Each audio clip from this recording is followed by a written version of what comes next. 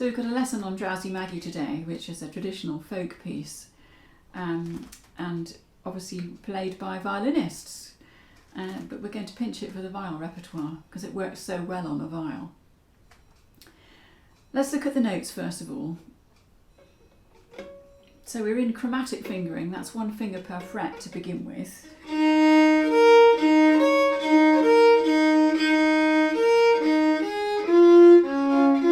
And at the end of the second bar, if you could do that F sharp, D, F sharp with the barre, that would be great. That really helps. So you're changing your hand position from here, but you've got open A to prepare to put your first finger down across 2 strings.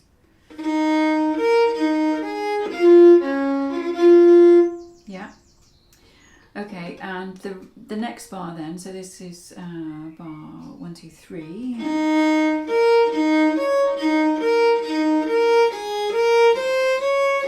Again, we've got an open A to prepare for that barre. So that's the first bit really with the fingering. Let's look at it now with the bowing. So we've got a crotchet on a push, and then the next 4 quavers are on a back bow. So that is slightly strange in a way, because you want to put them that way round, but it's not, it's the other way. So a push and then a pull, and then a slur on the last 2. So you're thinking a lot about your bow going to the right, because we're on a back bow.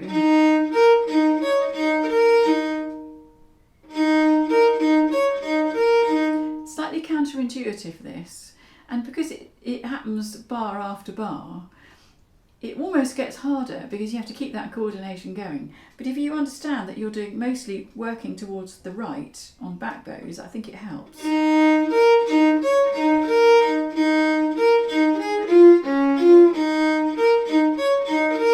So thinking about going to the right on the slur, diada, on the end of the bar, makes you get back to the tip on the push.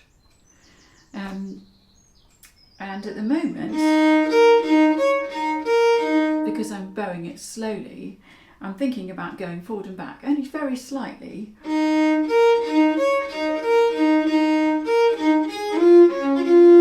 I'm going to show you a way to do this faster, with faster bowing in a minute. Oops. So should we try that from the beginning then, and do the first 8 bars? And not too fast to begin with, because it is a bit like doing this. Okay, here we go.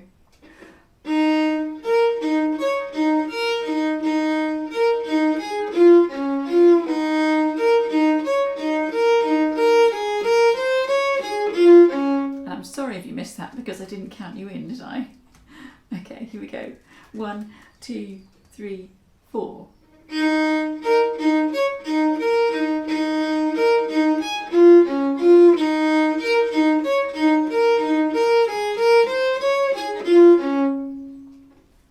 Okay, should we do that a bit quicker? Here we go. 1, 2, 3, 4.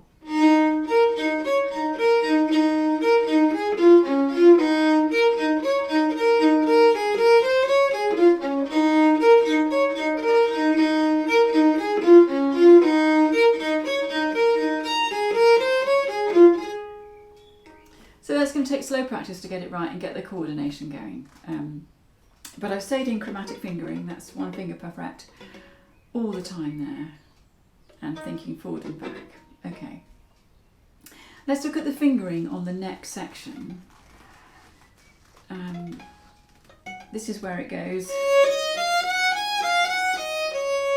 So I'm going to give you 2 types of fingering here. We can either do it in diatonic fingering, where we're going in tones and semitones, like this.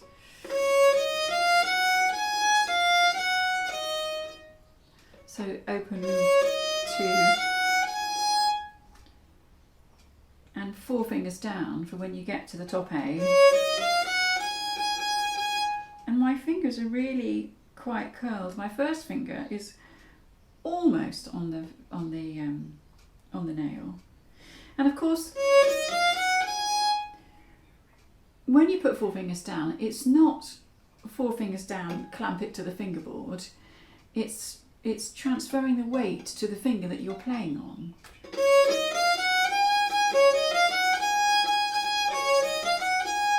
So when I put that down, I can feel there's more weight in my 3rd finger and my 4th finger, and less weight on my 1st and 2nd finger. Although it looks like they're all the same. They're all the same weight, but they're not. The thumb is bent outwards with the knuckle bent outwards. So you're trying to maintain a supple but strong hand.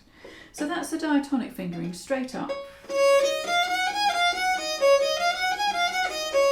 Straight up and straight down in diatonic. Now, if you find that your hand is better if you shift, because it's too much of a stretch for you, then you could try this fingering. 1 here, F sharp, and then do a contracted fingering where you put 1 and 3 next to each other, and as soon as you've got the 3 there, you release with your thumb and get back again. I'll just show you that slowly again.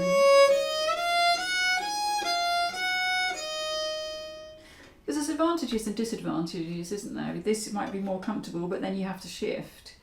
And it might be harder to do this when it goes faster, but I'm just giving you an alternative if you don't use diatonic fingering for going up to that A. Or it's tricky when it's fast. Because, you know, sometimes when you finger things, you have to finger them for a certain speed, and then you have to re-finger them for when they go fast. So let's continue with the bit after this then. So now, because we're not going up to A again for another 3 bars, you could either go back to chromatic fingering,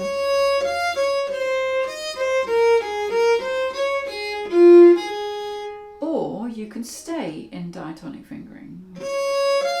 So the C sharp becomes a 2, and the D is a 3.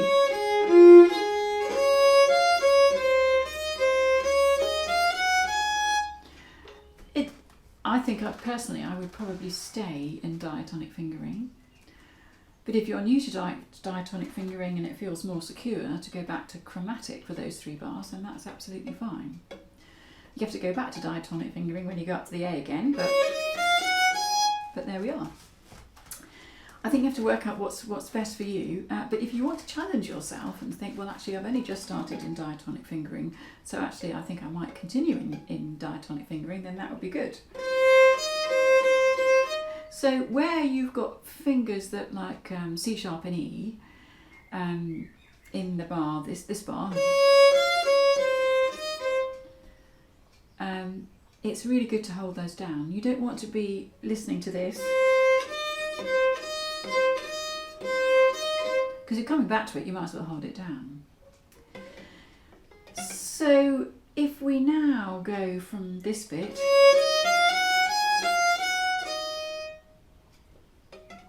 and we'll just do it slowly and in the fingering of your choice. 3, 4.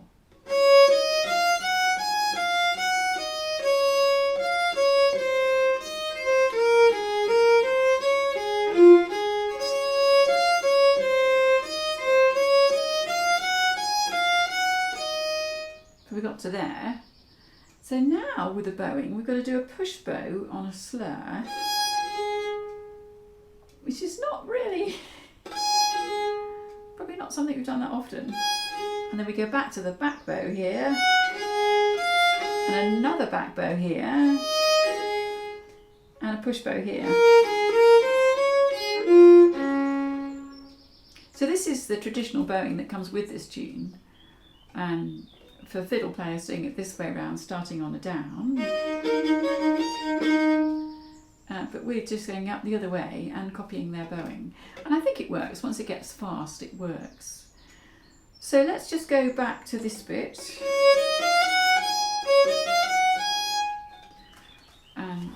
Which arm is bar 14, bar 10, I think it is. Okay, let's do that and play that together. Here we go. I'll count you in. 2, 3, 4.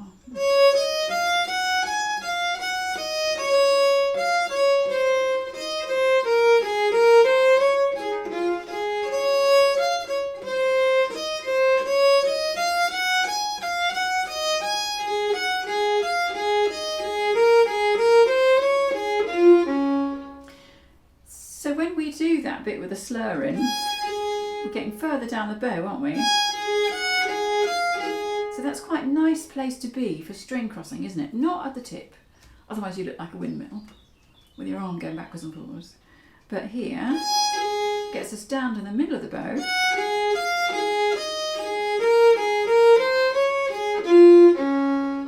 And that's the thing about this piece, because we've got string crossing, we don't really want to be at the tip to start. Yeah, okay. So the one thing I wanted to show you here was this string crossing. If I do that, I'll show you fast if you use your arm.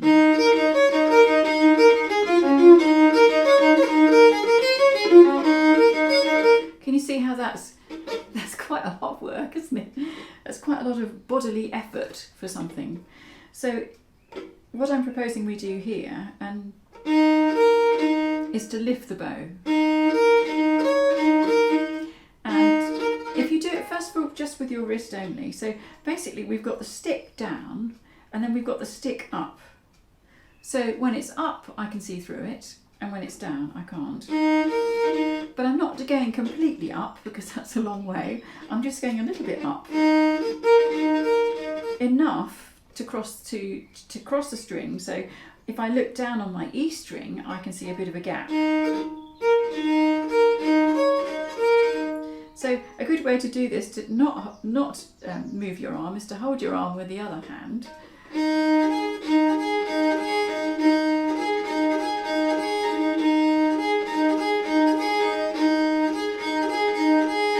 So it's just on that last one, isn't it?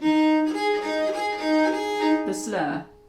So I'm getting you to string cross by using your wrist and putting your slur in on the last beat.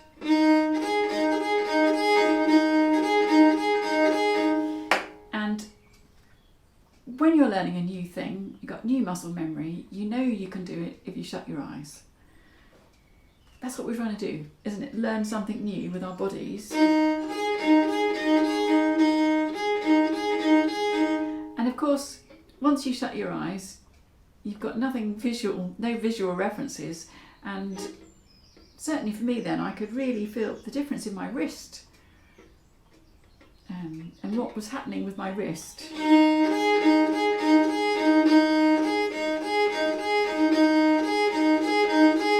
And to stabilise the bow, what I'm doing is putting the hair on the third finger.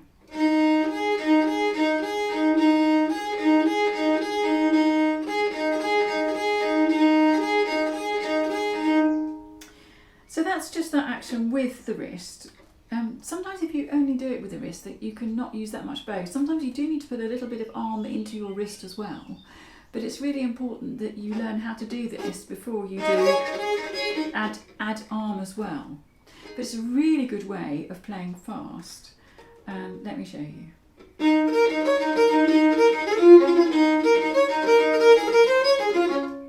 Try that again.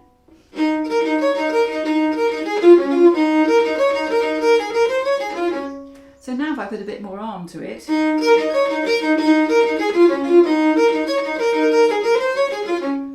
so because it's fast, it's ever so much harder to coordinate your arm and your wrist and the bow. So start off with the wrist going up and down.